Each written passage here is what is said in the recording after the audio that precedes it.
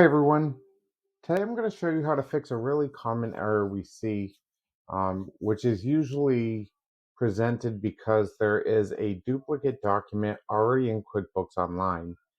On my screen you see the invoice number 601 cannot be created because there already exists an invoice with that document number in QuickBooks Online.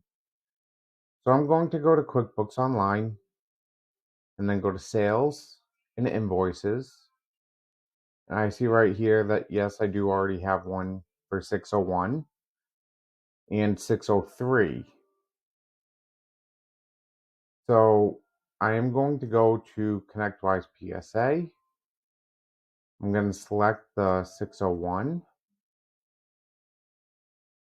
I'm going to open the invoice. And because I know that my last one was 603, I'm going to change this to 604. And then I'm going to save the invoice and close it. Now let's go back over to Mobius. We're going to be looking to sync invoice 604, which is now on my list.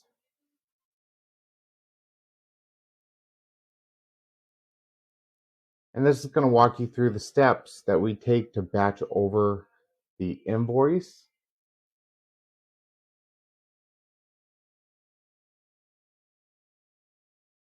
We do have a best practices article as well to help with creating invoices in QuickBooks Online so that they do not conflict with ConnectWise PSA. And it did go through correctly.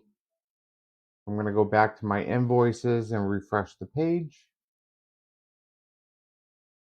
And we can see 604 successfully batched over. Now, ConnectWise will create invoice 605 next. So if I go to Finance, Special Invoices,